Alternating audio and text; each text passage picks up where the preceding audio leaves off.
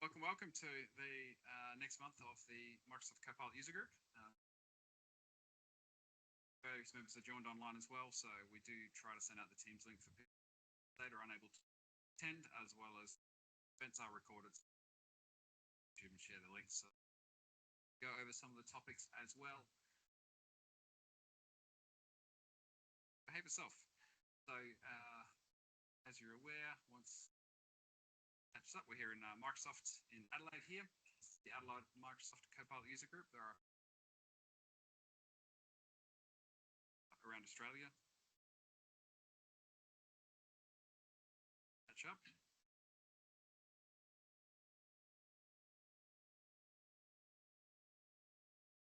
This room, sharing in spaces. So actually getting station.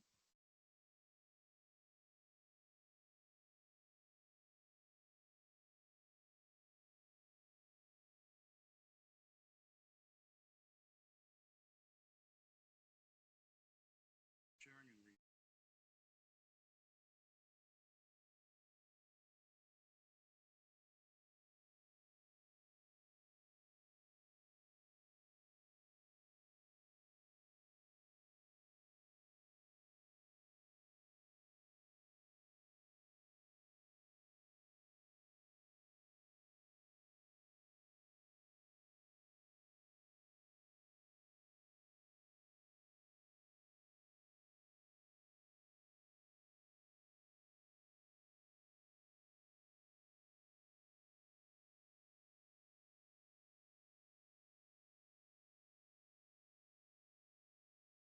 right. Awesome.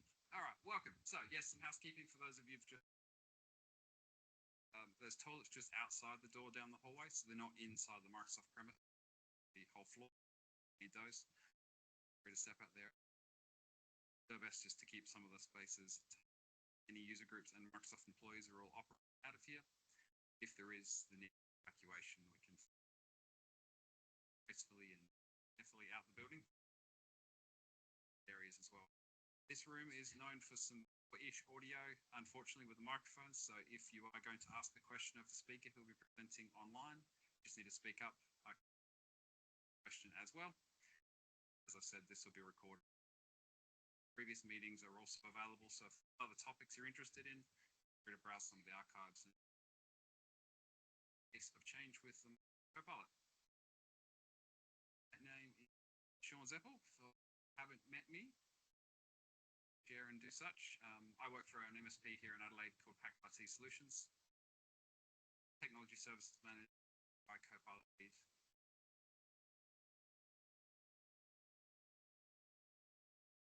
Education sectors is so heavily involved. Daniel has asked me this month as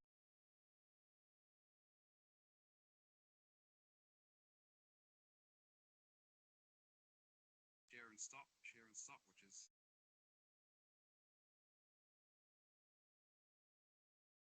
they are every month, February to December.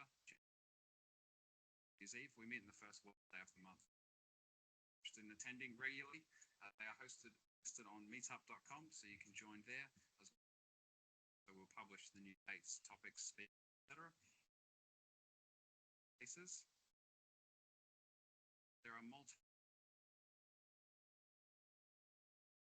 spaces, so look on LinkedIn and other spaces for to.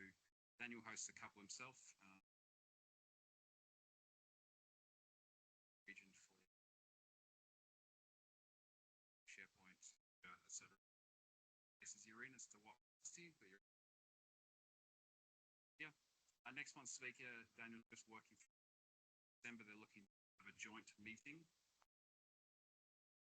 different user group. It is a sort of a Christmas celebration catch up, so there'll be news about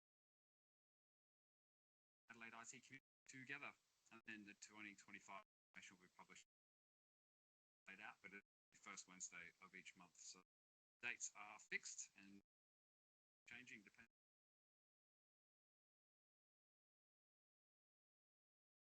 stop. That's good. So each month there is that annual, which is that are upcoming, obviously. So if you want to sign up for any of those, that QR code at the bottom, and similarly, it'll be on the YouTube link. Topic submissions and speaker submissions. People have got areas that different sharing methods. Submit topic suggestions of the areas of code particularly interested in. Free to flick them through. Annual and connections among the community areas, given how wide. And then top of that, if you've got a particular speaker that you know of who is in the Copilot space that you are interested in interacting with, letting them present to the team here, and the speaker submissions, but you can still similar and through stuff, connect with myself or Daniel in. Is keen to hear from potential presentations for Copilot user group. If you've got something yourself that you're working on that you'd love to share, we'd love so many different areas to the people are working on that not others are. It'll be great to hear people's projects they're working on, successes they've had in their businesses too, so that we can. As I said, social media. This one, LinkedIn is the main social media for the user group. There's an Adelaide Copilot group LinkedIn that you can join. Daniel posting a number of articles that we come across, as well as this meeting notification. So feel free to join in that group. Try and push as much news through as possible, so that we can keep people abreast of the changes. Even as little as 15 hours ago, Microsoft published a Copilot companion news article. So things are changing very quickly, and do our best to push as much out as possible, include as much in this user group as possible. But again, things are changing so quickly that by the time we've actually topics, it's probably changed again right now. Sponsors for this particular user group, obviously Microsoft. Thanks for us using this room, and then Daniel's company.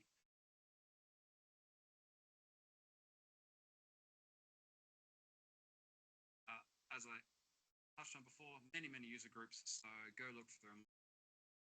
Interested in joining any topics. If this is your first introduction to a Microsoft user group, there are many other places that you can join if there's interest. So have a look around, join some of those.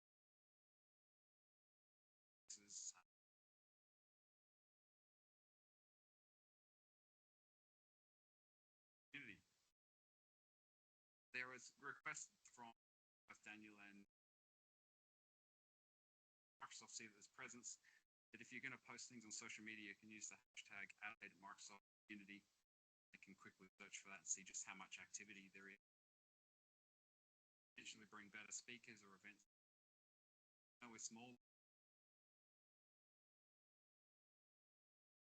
Some of that so that we can raise the flag for Little Adelaide and get.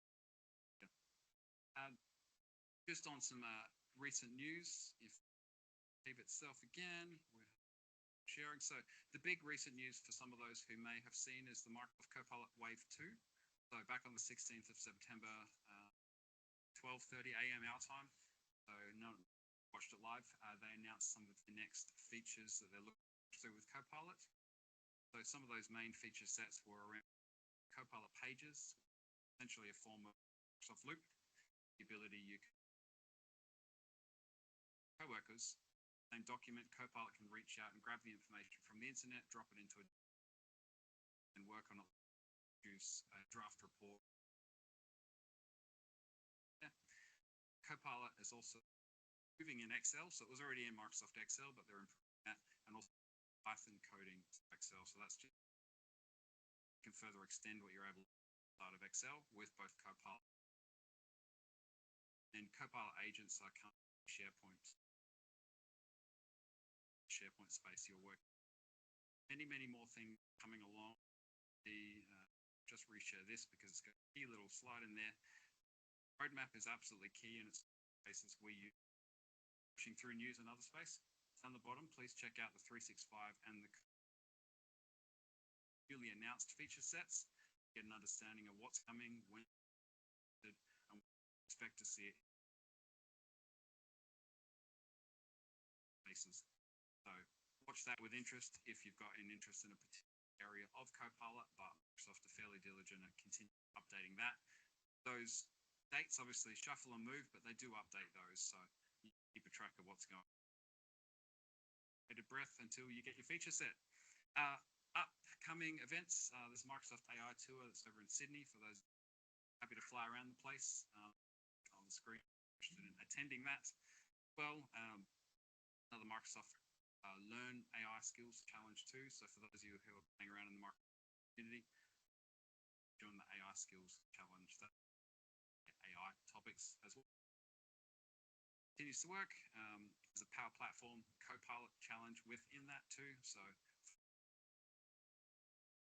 interested in Copilot, narrow field challenge of interest. So certainly the Microsoft Learn content is through that. And of course the big Microsoft next month, now that we've just ticked over to October. In the US, I think all of the in-person tickets are sold out, but you can join for free online. Any of the sessions are midnight. I believe Daniel's going to try and run a bit of midnight online party for it, for people who want to sit there and chat about the content live. So if you're into staying up all night, then free, but I want to announce. Yeah, it might be in Adelaide, that's right. And then there's the training event. I think Daniel's actually involved in New Zealand. About that in March, but as interested in flying over to New Zealand, join in there. So what's new in Copilot? Again, this is up to where we last filled out the slide. Again, this information that came out earlier this morning is some even further information, but they're very much leaning in additional assessments, risk assessments, additional language support amongst the international community, dashboard, plus the admin portal, do surveys and spaces. Last month, I think Daniel Anderson had stuff around sector.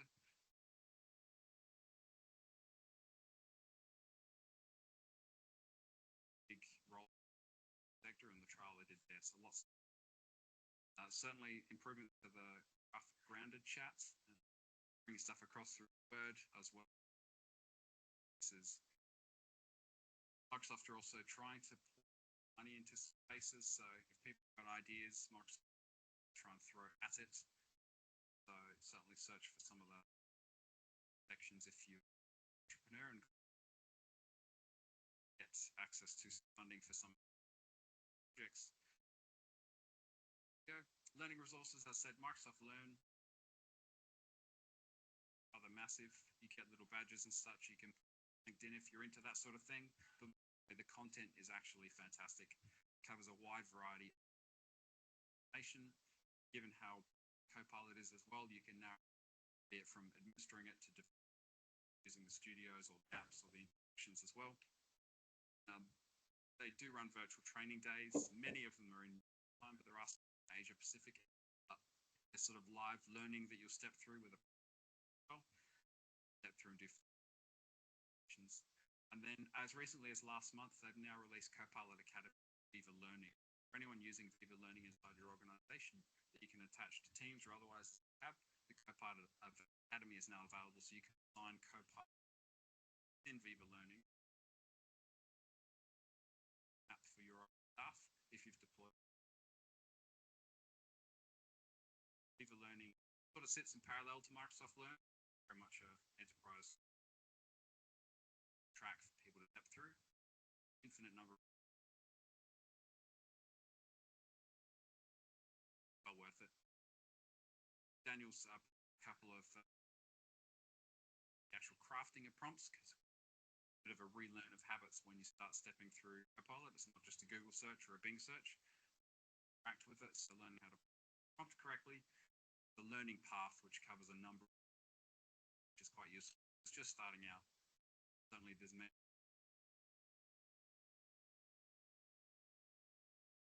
So, stepping through, because I want to give Rabia as much time as possible, today's presenter, Rabia Williams, who is coming to us remotely today from Microsoft directly, and she is going to be presenting on extending Copilot and basis. So, Rabia, I'm not sure if you are able to unmute and you can introduce yourself further. Yes, thank you, Shawn. Am I audible? Yep, we've got you unmuted, so you're there. Yep, we can hear you here too. Awesome, thank you. Because I really can't hear you as much, Shawn. But I'll try to keep my ears open and my eyes open as well. If you could help me out with the chat, if there are questions from the room.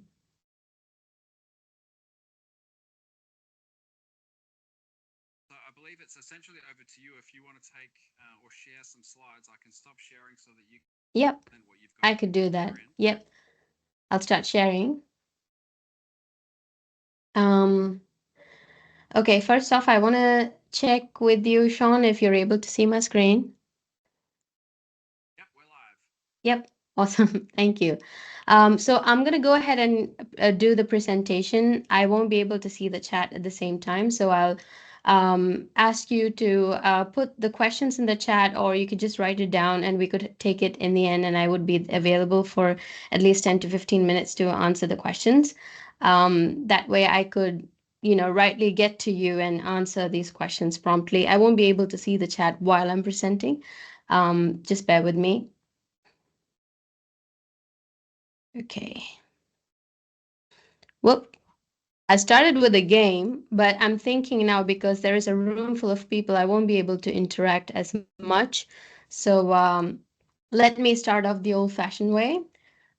So welcome everyone. My name is Rabia Williams, and I'm a cloud developer advocate at Microsoft. Our team and I are focused mainly on helping developers build apps for Microsoft 365, and now Copilot as Copilot agents are a thing now. So today, though, I would be focusing more on how you can, as a developer, extend the Copilot, which is the Microsoft Copilot, Microsoft 365 Copilot. So let's take a look at the agenda. Um, First, I want to give you an overview of how Copilot orchestration works. This is really important because this is where what we're extending or what we're enhancing. So it's really a good way to start a foundation, understanding how things work behind the scenes, and then develop or create agents or declarative agents or whatever we're going to discuss in this session. That's the first thing I'm going to take you through. And then we would look into the extensibility models for Microsoft 365 Copilot, which are now called Copilot agents. So in that, we would focus on declarative agent and their instruction-based agent, and you will see that I would expand it basically this declarative agent throughout the session, because there are other ways you can extend as well, which is custom engine agents. They keep changing names, so I'm trying to rename it every week. So there are custom engine agents, but that would not be the topic of the day, because if that's the case, I would need another hour. So we would go ahead and see declarative agent, deep dive into it, add custom actions into it, and also see what other capabilities you can add to the agent. So this is our agenda. This is a probably a level 300 developer focused session. So bear with me, and you can ask as many questions as you want. We're all learning together. So I'll make sure that I answer these questions for you. And in the end, in fact, you folks are actually very lucky. Today, we're going live with one of the workshops. Actually, it's a on-demand workshop.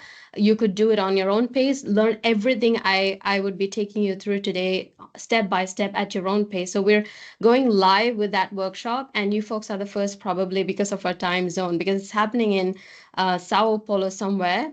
But we are here first, knowing all about it, and you will be able to, I will take you through those labs as well.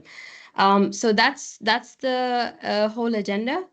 So without further ado, let's go ahead and talk about Microsoft 365 Copilot. Now, Microsoft 365 Copilot was previously called Copilot for Microsoft 365, and then it was Microsoft Copilot for Microsoft 365.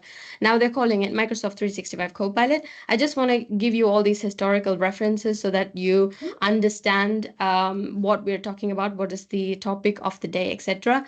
It went generally available last Ignite, I think in November 2023. Um, Microsoft 365 Copilot can be invoked from all these applications that I'm showing you on the screen. And they have four components. So large language model, which most of you would know by now because we've been talking about LLM, SLM for the past 1.5 years, I think. So it has a large language model. It has internet information. It has Microsoft Graph, which is your Microsoft 365 data, and also the M365 app and its context. All this together forms the Microsoft 365 Copilot. And you can access them based on your BizChat or Teams, Word, Excel, etc. So this is the understanding of what Microsoft 365 Copilot is. Now, today most people who use Copilot uses them to basically summarize chat, draft email, draft proposals, etc. The key thing that uh, text generation models do. And when you type these prompts in the chat or when you're having a conversation with Copilot, there are some processes that happens behind the scenes. And I'm just going to go ahead and show you what happens. So when you ask a question, say, um, from the applications that I showed you before, the user is prompting a question like, what are the milestones for Project Falcon? So this is a hypothetical question. Project Falcon is somewhere down in the context of the user. It makes sense to them. And when this prompt is sent, what really happens in the middle, you can see the icon of Copilot. Let's call that orchestration engine. So this engine, what it does is it goes ahead and does something called pre-processing, which is basically collecting information, knowledge, etc., from Microsoft Graph's index. So this index has all the information. You can think of it like search index. So you'll have information of the Microsoft 365 tenant, all the information accessible to the user. Okay, that's pretty important. It's not just every data, it's something that the user can see and use, etc. That will be available in the index. And then in this pre-processing, it'll go ahead and collect this information, relationship, relevance, ranking, all the sophisticated information available, and it will go ahead and modify that prompt, whatever that the user gave, with the cushion of all this data, and enhance basically this prompt before sending it to the LLM. So LLM does its basic job, text generation, visual representation, all these things it would do based on this information or this enhanced prompt that is sent by the orchestrator. And then LLM does its job, sends the response back. Again, it will go ahead and do a post-processing, which will be like checking the response, whether it's accurate or not, references, citations, whether there is any harmful information. All these things will be again checked by this orchestration engine, and then give back the response to the user. Now, this is a very linear flow, and I've put this in step 1 to 6. This simple flow that you see here may happen, like this pre-processing and the post-processing, it may happen multiple times in order to make sure that we have enough information to send to the LLM. One of the things I love about this graph, and the reason why I always put this in front of all the presentation for Copilot is we're going to look into this orchestration engine to make it more powerful, to customize it, and then connect it with additional grounding data, etc. So this is what we're focusing on today's talk. This is what you call extending and maximizing Microsoft 365 Copilot. You're all about understanding the orchestrator and enhancing it. So this is why this flow is important for our session.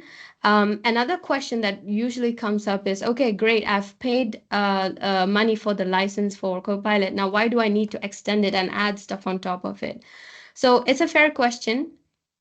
And what I want to bring to your notice is we saw the four components before: the large language model, the internet, Microsoft Graph, Microsoft 365 apps context, etc. Now, what if you also want to bring your business data, your application, your workflows and automations that are outside of the boundary of Microsoft 365 into your AI assistant? Basically, once you start using AI or Copilot for things, you would automatically want to do the same for your information that's lying in some other external database or an external application that you use. In this case, to maximize the benefit of a powerful AI stack provided by Microsoft, you would want to bring that into Copilot. And this is why extension is important. Now, extension is not the only thing you could do. And let me explain you this, because you'd need to know what's available and what's available to you, and you can judge how to extend or add things on top of Copilot. So let me take you through this slide where one portion you can see it talks about extending Microsoft Copilot, and this is what we're going to see today. There's also another flavor to this where you can build your own agent. In that case, you're not using Microsoft's AI stack. You'll be using your own models, your own orchestrator, etc. Now, that's something also we're available to you today to do if you don't want to go for the licenses. You could basically create a standalone bot that would act exactly or similar to the AI assistant that's provided by Microsoft. But we'd see an overview of this so that you can understand the options available. I put this slide intentionally because there are these two branches of people. Some folks don't want to go ahead and do their own stuff because Microsoft AI Stack comes with all the added security and all those kind of things. But there are a few folks who would want to control these things, control the triggers, etc. For them, custom engine agents make more sense because they're building things from scratch. So you could do this now using Copilot Studio or Visual Studio Code. Now, this is a pro developer session, so I would not be talking about Copilot Studio and how you can do, and I'm not the right person for that as well. But I will show you how it can be done using Visual Studio Code. And not only that, like I said, towards the end, I will give you all the resources you need to start building applications or agents today. So let's now that we've seen what agents are, Copilot agents are, let's go ahead and see what are the components or the anatomy of an agent. So when I mean, moving forward, you'll hear this name agent a lot in this development space. Because this is how it's going to be. You're always going to build an agent to extend or to add Copilot or add functionalities on top of it. So let's understand the basics of an agent. So agent has workflow instructions, that is basically your system prompt, then triggers. Most of the time it is the chat or the conversation or the prompt sent by the user. Actions are basically things that you train an AI assistant to do. For example, it's not training your data into the LLM. That's a different thing. Training in the sense adding skill to your AI assistant to go ahead and call an API or do an action, send an email. All these kind of things come under the actions category. Then you have the knowledge, which basically is the data that you provide. The orchestrator, you already saw this. So these terminologies would keep coming up in future. So this is why we had that session, a bit of a basics. So orchestrator synchronizes and oversees everything that's happening and send these enhanced prompts to the model, etc. Foundational models are the LLMs or the SLMs or whatever models you prefer. So in our case, we are going to discuss declarative agent, the one with the Microsoft 365's Copilot. So that's because that's the topic today. Here, Microsoft 365 Copilot would take care of the instructions because we would be packaging up system prompt in the application. Trigger would be the chat. Orchestrator and foundation model already available for you to use. Action is something you can add on top of all this using custom plugin actions, or it's called API plugin. So basically what it means is you will be able to call external API. So if you've got an API that maybe gets service ticket information or add service ticket information. All that API can be called using these custom actions using API plugins. And knowledge, you could provide additional focus data using graph connectors. So graph connectors are a great way to bring in external data into Microsoft 365. So that's one way to push data in so that Copilot can automatically get that information through the agent. And M365, all the context that's available. And you could even turn web search on and off in your agent to make sure that whether you want to use internet or not, you could turn that on and off. So all this is available at the moment as a part of the agent capabilities. Now, let's go a bit more deeper and understand overall extensibility model that we discussed. So we have on the left side, you have the one that Microsoft 365 AI Stack provides. That is, you could create a declarative agent, which is a Copilot agent. You could have plugins, graph connectors, SharePoint and OneDrive knowledge being added to it, web search, etc. Now, on the other side is the one that I talked to you about, but I'm not going to go deep dive. Maybe we'll have another session for that. Is building your own agent, your own custom agent, which works in Teams and Microsoft 365 app. And for that, you use Teams AI library. So these are both at the moment in this session, I'm not going to deep dive in custom engine, but they're developed using the Pro Code tool like VS Code, where you would install an extension called Teams Toolkit and then start off building these. So this is the overview of the extensibility model. Now let's get into deep dive into the declarative agents because that's the topic of the day. This entire thing took a lot of time, but I had to explain this to make you understand that these are the layers available and this is how you would choose what you want. Declarative agents are great because honestly, this is the easiest to get started because you already have the orchestrator and the models available to you. And if you've got the license, if you paid the license for Microsoft 365, this makes more sense because all you need is instructions, and you could plug in the focus data, which means that you get specialist behaviors from these agents. So what are declarative agents? Like I said, if you put custom instruction on top of the baseline Microsoft 365 Copilot, you basically get a declarative agent. They act as specialists because they are super focused on what data it knows or it wants to share, or etc. And then it also have this system prompt instruction that will say that, okay, you have this role, HR agent role. You could do that, and this is the SharePoint page you should refer the information from. All these kind of this structure basically makes them specialists. So you have the context already, because let's face it, I mean, we're all faced this situation where we are conversing with an AI assistant, and most of the time there's a lot of hallucination because we are putting a lot of data in as well. So the more data there is, there are chances where you won't get that focused response back from these models. For that purpose, we have these declarative agents. Now, what is the additional context? Like I mentioned, these are the different ways in which you could add a declarative agent. Like I said, there is a custom prompt instruction, which is the system prompt that says, like, you are a specialist acting as blah, blah, blah. This is how you should respond, etc. And then you could have grounding data from SharePoint and OneDrive, or even Graph Connector. and then you could have additional data source or real-time API calls done through plugins. So this is the basic structure.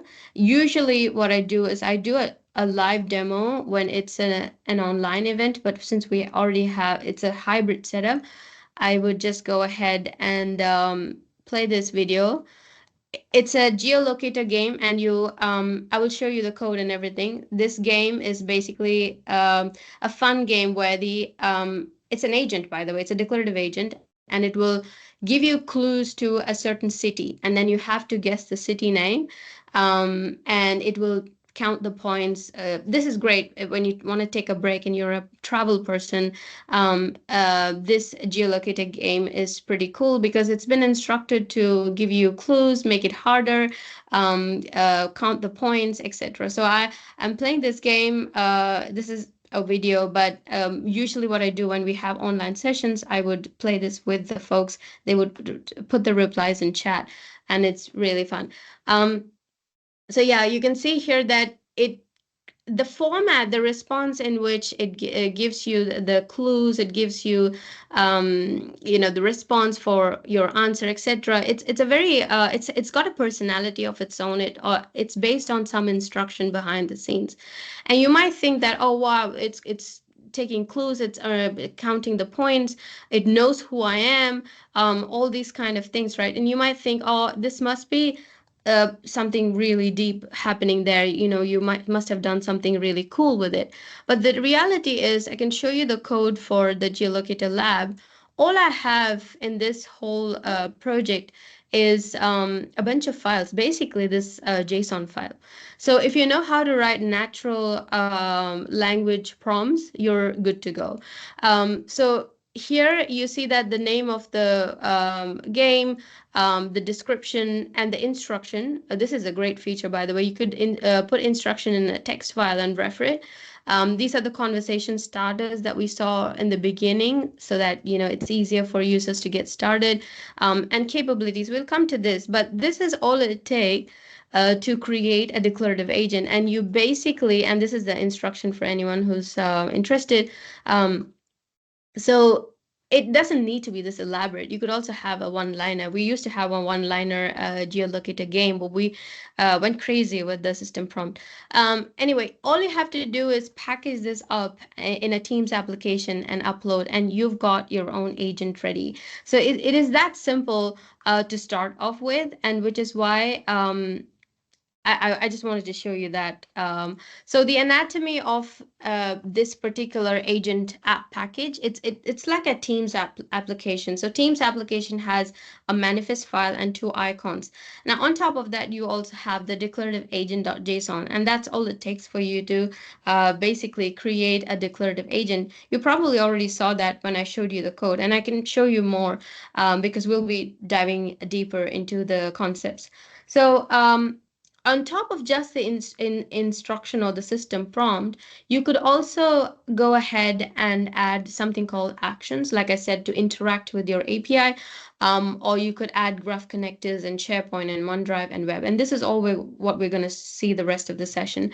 API plugins are great because if you already have a third-party app or a business, you probably already own an API, set of API and operations, etc. You could bring that in right into the declarative agent and then start using it.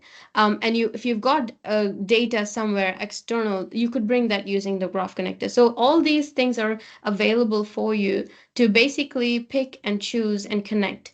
And you don't need to have everything, every API. Maybe you need these specific APIs that you use on a daily basis, very key for your users. You pick those and you bring them into the declarative agent, and you can start using it. So these are some of the things that's available at the moment. Now we'll see all these in detail. All right, so actions in declarative agent. Let's go ahead and see what these are, right? So like I said, it is basically a provision for you to go ahead and call external API. And when I say external API, it's not just to get information. You could do post operations as well. So let's take a look at this example where this person is asking for listing all the delayed flights. Um, in this case, you're looking at delayed flights. You need real-time data. It's not something that's already been passed on as a knowledge or data that, or it's not a policy document or anything. It's real-time data. You need to make sure that Copilot talks to a real API at that moment to get the information. So this kind of interaction is possible using the API plugins. So you can see here that interacts with the Conteso Air API, and that's coming from a third-party data source, and then it's giving back to Copilot through the agent. Now, there are two ways you could build this now. You could build an API plugin uh, from scratch using OpenAPI spec and Teams Toolkit, which is the Visual Studio Code extension, would help you do that as well. And then there's an option to build this easily with the low-code solution, which is the Copilot Studio plugin. But we'll deep dive into the Visual Studio Code option. All right, so this is an overall process, and I've just put this down to make it a bit more easier to understand how you can start off creating declarative agents with a plugin. Plugin means the custom action to call an API. So you could either create, or you have your own API. From that, you would create the open API definition in YAML or JSON. Open API definition is nothing but it's a standard definition of how your API looks like and behaves, like the root path, etc.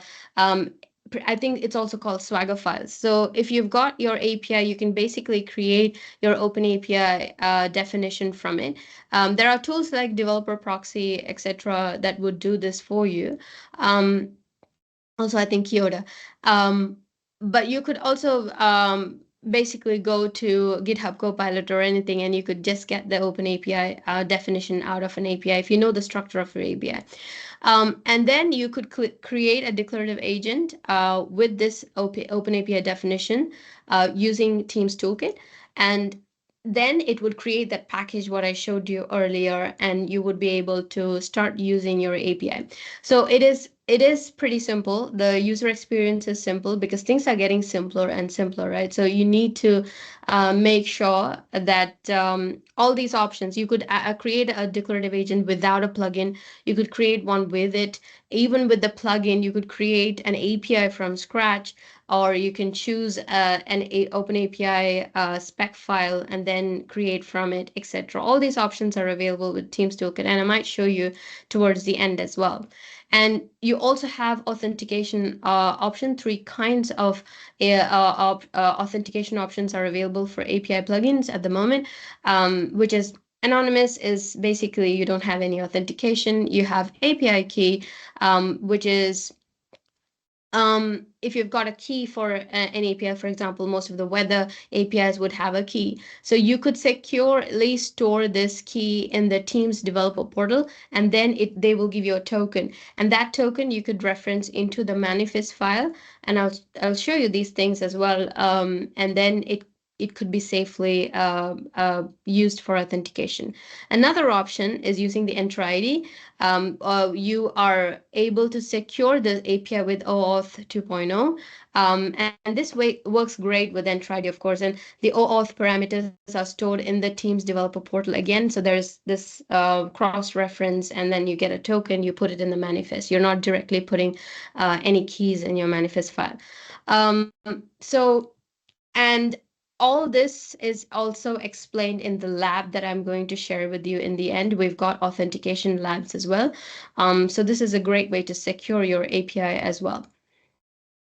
Now, some of the design considerations, and we've only started working on these things. So this is from what we've figured out. And moving forward, we will have a lot of these design considerations that comes up.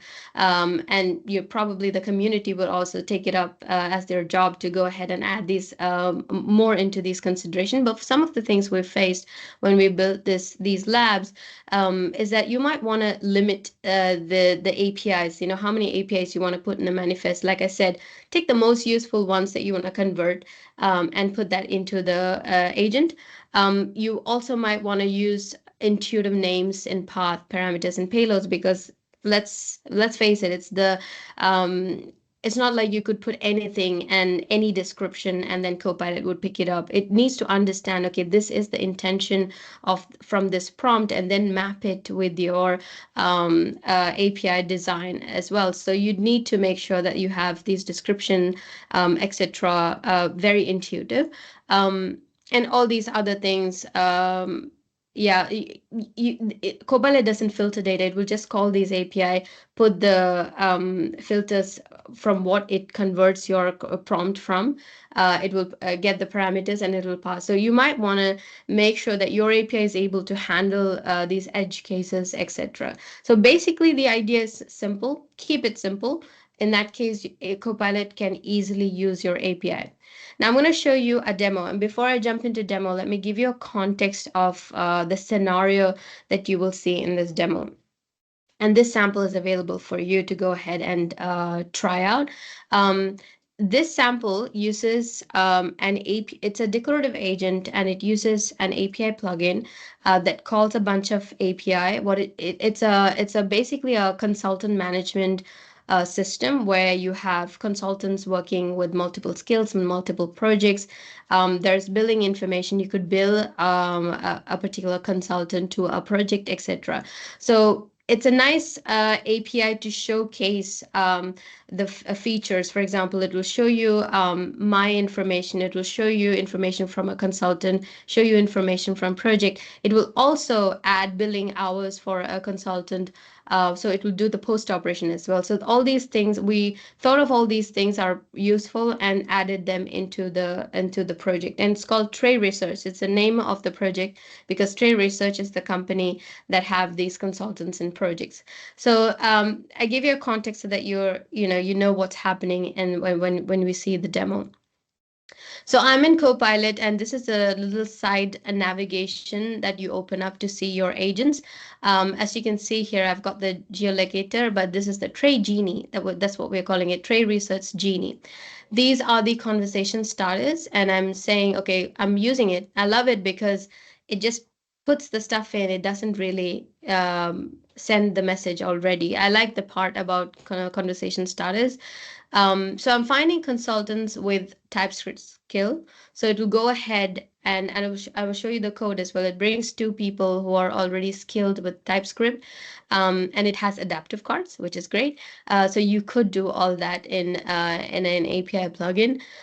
So in the code, if you see, it has already done towards the end. You can already see get API consultants. There are two consultants returned, and on top you can see the request skill equal to TypeScript. So it already mapped that information and calling an API / consultant API available in my API code, and then it brings back the result. Now I'm going to go ahead and ask it some information about me just to see that if it understands the context, because it's already logged in and signed in, etc. So this is the authentication part. So tell me more about projects I am assigned to. So Copilot understands it's coming from me. And it says, no, I don't have any projects available at the moment. And let's try another one. In the next one, we will ask for Avery. I can see Avery Howard is a consultant. Let's see what project she's assigned to. And then it will go ahead again, and I could show you the operation that's happening. It will bring all the project information and these little citations as well. It has adaptive cards in it, of course.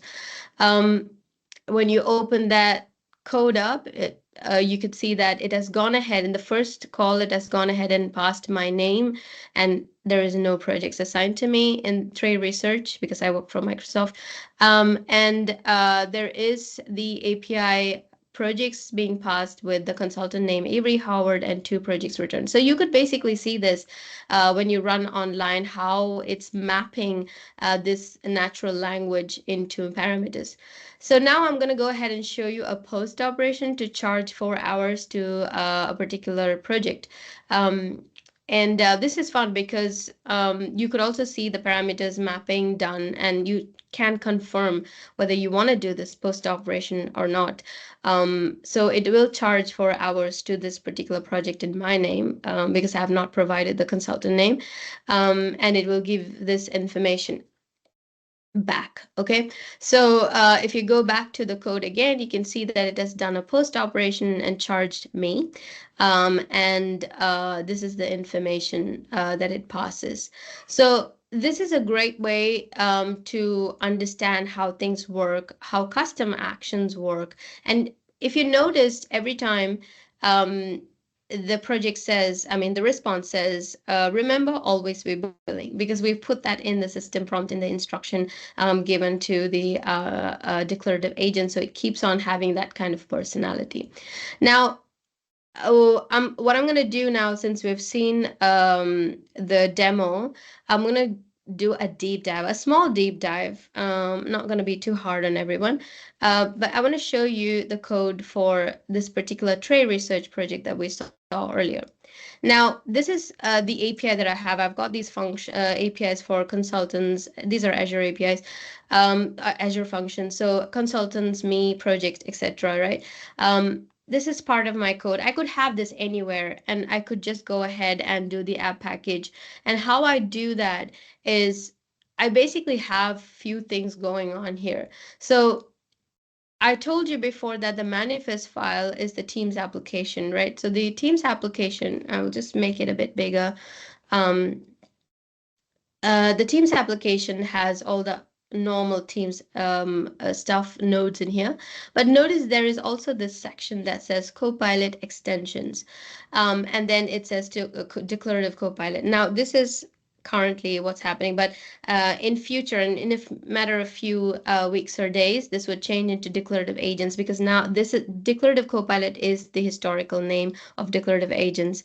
And this node tells the Teams application or the client that, okay, this is an extension, an extended application that can be used in Copilot, and it has got a declarative agent, and this is the declarative agent's manifest file. So this is the connection that you make from the Teams application into the declarative agent's manifest file.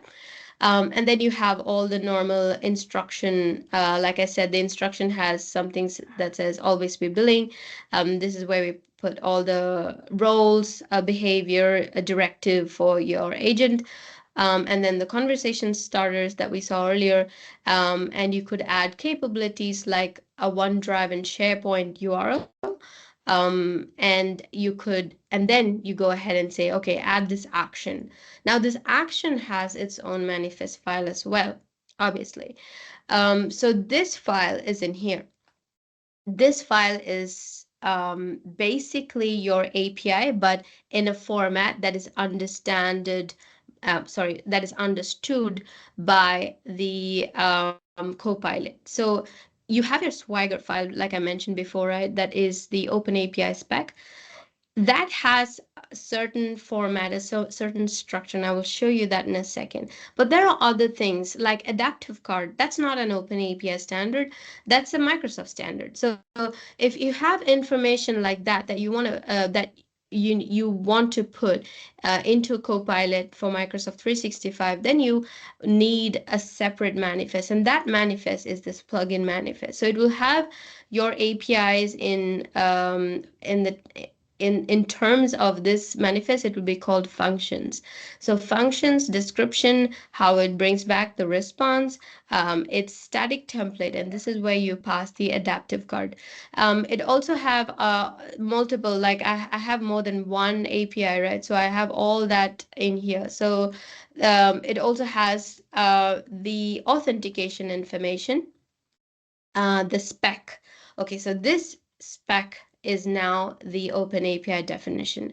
So that's another manifest file. That's another file that you need. So this is a standard Open API definition that will have your server, your paths, and all the standard information for your API available. So this is how it goes. It's like the Russian doll, but you get the idea. This is how you you would build a complex agent that have multiple layers, actions, capability, etc. So fortunately, you can create these things, scaffold these things using Teams Toolkit, and this application is also open source, available to you, so you could go ahead and try out. Right, so let me just quickly, since I'm in VS Code, let me show you quickly how you do that with VS Code with Teams Toolkit. All right, so I am in VS Code now, and I have installed Teams Toolkit, and I can go ahead and create a new application. Um, I have these options, right? Message extension, tab. These are the Teams application stuff. But I also have Copilot agent. I have custom agent. But today's session is about declarative agent. So I'll choose the Copilot agent, and I could create a declarative agent. I could choose whether I want a plugin or not. And if I choose a plugin, I could say, do I create a new API from scratch, or do you have an open API description available somewhere in a YAML or JSON, and I could just refer that and create a project for you? Or you could have your own plugin that you developed, standalone. But standalone plugins, I think, cannot be used in Teams. You'll need a declarative agent to wrap around. So it's best to bring that into a declarative agent. So these are the options available, and then it would basically ask you where's that manifest, blah, blah, and then you could create a starting project for you, and then you could tweak the API, etc. So it's not like you're on your own to create these things from scratch. You have tools that can help you do this. Right, now back to our presentation. Now we have seen the code. Um, Next up, I will quickly run you through the graph connectors, because that's also one of the capabilities of a declarative agent. Now, graph connectors are not a new concept, so I'm not going to dive deep, but it's been there, it's a matured model, etc. But they're important now because they're one of the ways in which you can extend an agent. And graph connectors are useful because they can be pushed, these data can be imported into your index and used by Copilot like its own data. So if you have a situation like this, previously we saw the delayed flights. Now this person is typing in what's the refund policy, right? So these are documents that's available, not going to change pretty frequently, available. So these data can be pushed in from time to time into your index, into the Microsoft 365 tenant data. So this is where you'd need graph connectors, where you want knowledge bases or data that's not going to change frequently to be available at the disposal of your agent or your orchestrator to go ahead and enhance that prompt and give all the context that it needs. So what are graph connectors? Basically, this is a one word. So you have your M365's boundary. If you've got external data and you want to push that data into the index in such a way that this data now becomes Microsoft 365's data, then that's called graph connectors, and you would use that. And when to use graph connectors? When you have a lot of unstructured data, when you have really long format text, that is hard to find from a single prompt to map and choose, etc. And unpredictable prompts, like I said, it needs to rely on the knowledge, not the skill of the Copilot. And low activity updated items, obviously, because graph connectors push data in an interval time. So it's not like real-time data like we saw before, like delayed flights or stock price, etc. And good candidates for graph connectors is document repositories, knowledge base, websites, content management system, etc. Now, I'm not going to show a demo. It's a very old concept, so you'll have tons of demos out there. But this is one of the samples available where there are these chocolate API, the data from an API that been pushed into Microsoft 365. I think this one was done by my colleague Gary. And by the way, the geolocator game was developed by my colleague Aicha Bas, and Trey Research, myself and my colleague Bob German, we worked on that together. So I'm just giving a shout out to everyone. So Gary's connector is available as a sample. You can go ahead and try it. So once it becomes Microsoft 365's own data, then it's easy for Copilot to go and use that information and put citations and reference, etc. Another capability that we will discuss is SharePoint and OneDrive and Web. You could, like you previously saw in Tray Research, where we are referring to a SharePoint site, you could pass a SharePoint site URL, etc., into your agent. If you don't pass a particular document library or something like that, it would take the entire content of the site. And in web, at the moment, you can only choose to turn on. You could just put one entry again in the JSON file as web search or web content, and that will turn the web search on, but you cannot pick and choose the website. So hopefully that will come, but you could turn off the web option as well. So these are the other capabilities. Um, so in a nutshell, this is what we saw. Declarative agent, we didn't see the custom engine part, but this is how it is. You know, you have the knowledge, you have custom action. Knowledge is basically with the connectors and the OneDrive, SharePoint, etc. Custom action is where you put your API plugin.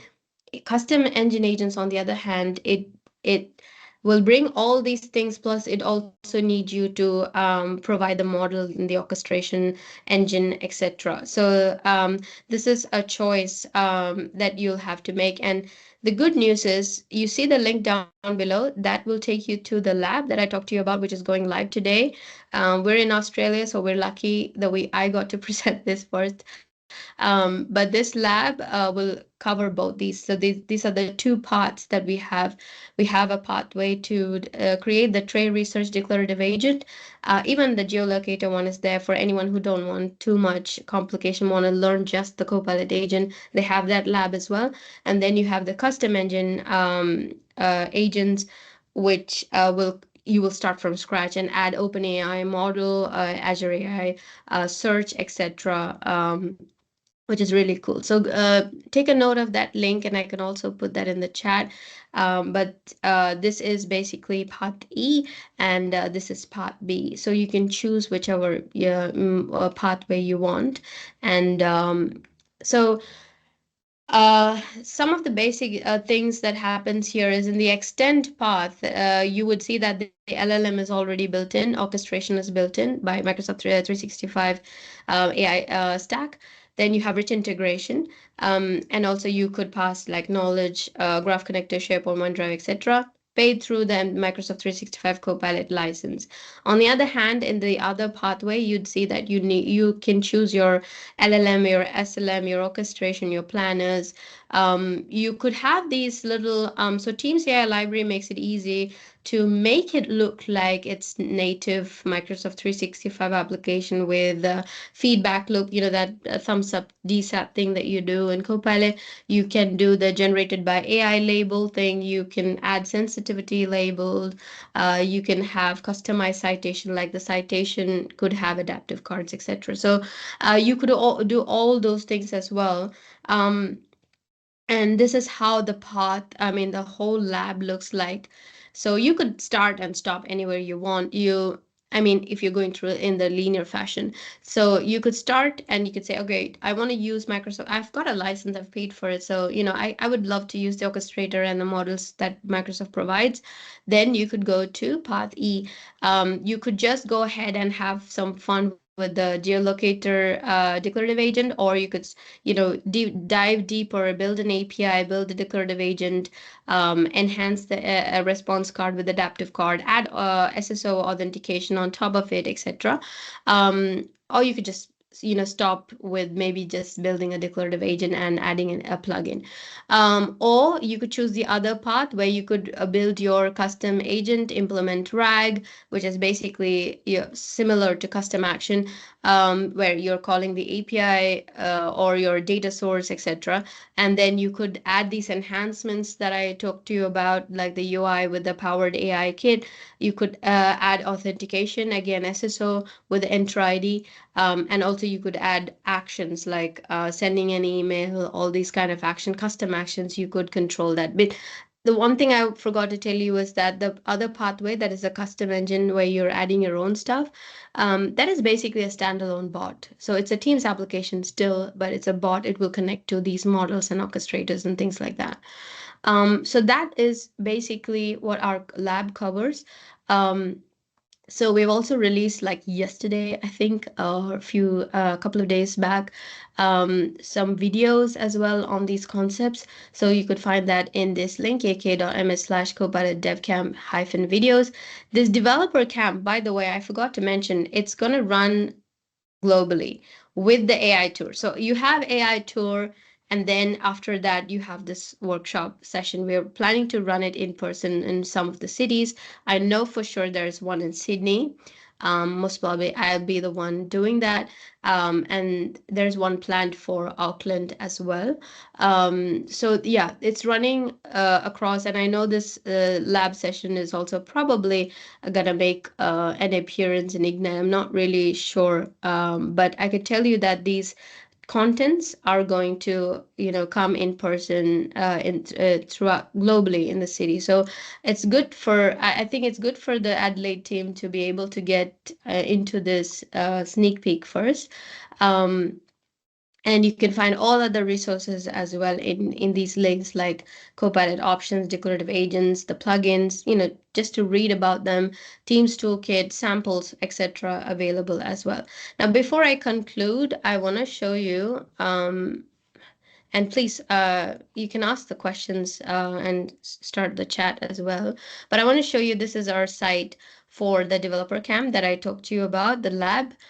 So it will have all these pathways. Like I mentioned, you can set things up, your first declarative agent, which is the geolocator agent, all these steps, once step by step. And we've curated a lot of videos as well. So these are the new videos that we released recently, and these are the ones that explains some concepts like RAG, generative AI, and all those things, adaptive card, etc. We also have this discussion where you could introduce yourself and talk to us about what you're building, etc. But these are the pathways. So you'll see, if I go ahead and start with the declarative agent, you can see that it will give you some instruction and basically give you an understanding of what are the files, and then you could go ahead. These are the step-by-step process. So you could start with the exercise 1, install Teams toolkit, blah blah blah, all that, and follow this step around to basically have what we saw earlier, the geolocator game. You could also build, for example, this is the declarative agent for trade research that we saw earlier. So you would be able to create that as well. So all this, so yeah, this, you're adding this action into the file, etc. So you would learn all about how each thing is laid out, what are the explanation, how to build your own. So you could go ahead and say, okay, I did this exercise and etc. This is for you to go ahead and do it on your own time, because we know that it takes time for all these things, and it's important for everyone to go back and try to do these things on your own if you've got license.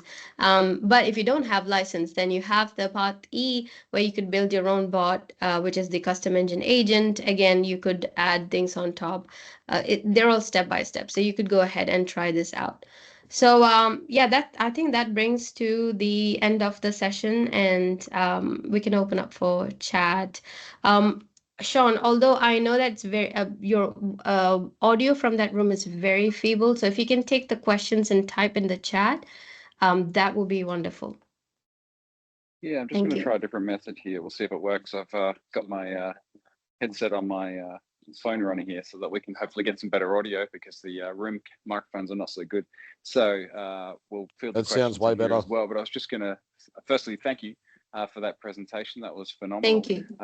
It was obviously a brilliant coverage of how we can develop them. But I was just thinking of talking through some practical applications that I've come up with to help prompt some people on what they could actually utilize these for. So I guess you could bounce back if they're possible, you've seen them done before, or maybe some methods. So some things I was thinking through is around a HR agent that could be potentially used for leave queries or for a personnel file, and that could potentially be done via an API. Yeah, so you could have your own system, right? Your own system that you access some information. Say you have a vendor and you have consultant information coming from a vendor, not necessarily in your SharePoint or some other site that you own, right? In your Microsoft 365 tenant. In that case, you would go for an API plugin because you want to bring that data in. You want real-time data. You want billing hours from if it's coming from another system. These are the kind of scenarios where your data is not necessarily in Microsoft 365 tenant. You don't maintain it. You have another external system that runs all that. In that case, you would use an API plugin because you want real-time data. In any other case, you could just go ahead and add a HR agent with just SharePoint website being referred to or something. Because if it's just policies, if it's just information regarding how a candidate is chosen or interviewed, all these kind of information, you could just feed in data. But if it's something related to project billing that you have outside, like the external data being referred to, that's where you would bring the API. Yeah, so on the topic of the internal documents, I was then thinking of a support agent, be it an IT support agent or otherwise, to be able to use that for either escalation Yes. paths for some of your level one Yes. agents, be it technical Awesome. support queries, or then possibly a self-service agent for your internal staff to be able to use those actions to actually correct or modify or raise tickets. And again, that would be Absolutely. across those SharePoint or OneDrive or OneNote databases rather than the API. Yeah, sure. I mean, it depends on each company, how they're taking care of their data, how they're taking care of these systems. So yeah, each their own. If you've got a system that's outside that you want to maintain and use and bring that automation into Microsoft 365 Copilot, then yes, this is the way to do. And the last thing on my list there was around a Salesforce system, sales queries. So you were demonstrating how you can lodge hours and billing hours and spaces there, potential for submitting an opportunity. So the sales team could be working through something and then they could actually use the declarative agent to submit an opportunity to the CRM via that rather than having to break out of the portals. Exactly. So you stay in the loop, you get, and in fact, that is what we're doing similar in this custom agent pathway.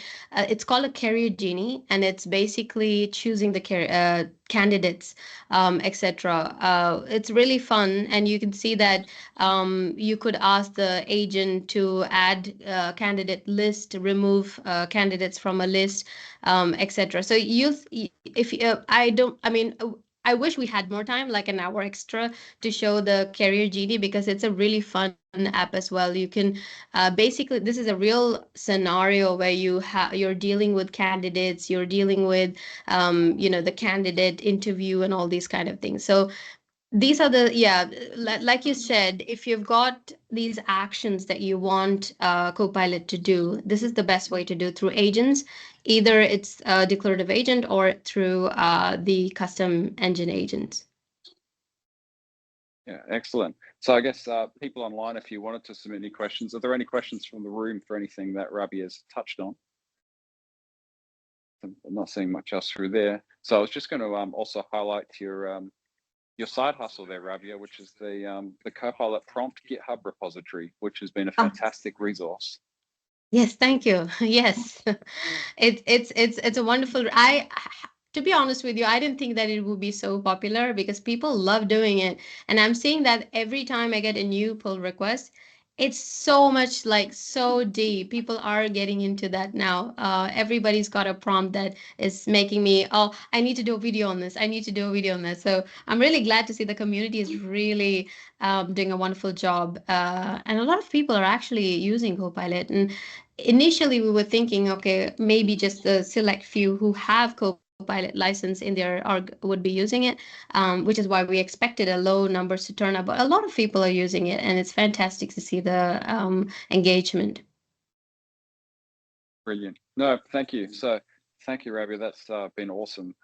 The amount of content in that last hour is phenomenal. So we'll have to definitely rewatch the video to get across it, but also step through that the code camp / developer camp that is coming through. And for once, Australia gets something for first time. So we can win occasionally. So no, thank you very much for all of that. I'm not sure if there's any socials or others you want people to follow you on. Yeah, you could follow me on LinkedIn and you could pop questions. Whenever I'm available, I would try and reply back to you. Otherwise, in fact, since you mentioned this, there's another pathway for getting in touch with us, especially around these agents, and that is discussions. So we've got a discussion on the homepage of this website. You could join us and ask questions. You could give us feature and ideas, bugs, whatever you want, troubleshoot, guide, tips. Because most of the time, what happens is the community really gets deep into these things and they figure things out, which is amazing and brilliant. Some things that we overlook, they would bring it up. And we would love to see those discussions and those engagements. So if you could go and add your ideas, feedback, suggestions, that would be wonderful. So this is where you would find me most of the time, or you could find me at LinkedIn. And please do check out the camp as well, and give us feedback. And any issues, you could go to the repo. The repo is right here. You could open issues. And then also another thing is you would find all these these projects that I showed you in these little folders. So you would see the lab one completed source code. If you don't want to deal with the authentication, you would have it until it's done with the with the authentication. If you only want a very basic declarative copilot, you'd see. So based on the lab number, you'd see the source code available for you to go ahead and try out using the Teams toolkit. So it's all there. So go ahead and try out and let us know. Excellent. No, thank you very much. And thank you for everyone tuning in online. It's been a good session as well. So looking forward to what's going to come out of everyone's declarative agents over the next month that everyone's going to rapidly build and share, which would be good. And again, yeah, thank you to Rabia for that presentation. That concludes today's Microsoft User Group. Daniel's just working out what the next month is going to be, but it will be on 6th of November, which is the first Wednesday of next month. And yeah, it's not Satya. More formally. Oh, we've got Daniel trying. Jump in, Daniel. Oh, yeah, I was just saying it's not officially Satya. That's just my placeholder. Yeah. So, yes, we're not going to get CEO of Microsoft here, unfortunately, but that would be nice. Maybe one year. But please, yeah, put that in your diaries. Follow us on LinkedIn and on the meetup group to be able to follow for any of the updates and news there as well. And for everyone online, thanks for tuning in. Hopefully you got some value there too. And for everyone else here, thanks for joining us and hope you have a good evening. Thanks, everyone. Thank you, everyone. And definitely thank you for Shawn for attending and hosting this group this month. And thank you for Rabia as well for her presentation. It's been fantastic. So thank you, everybody. Awesome. Thanks a lot, Daniel. And we will get the session and get that up on YouTube too. Yep. Perfect. All right. Enjoy.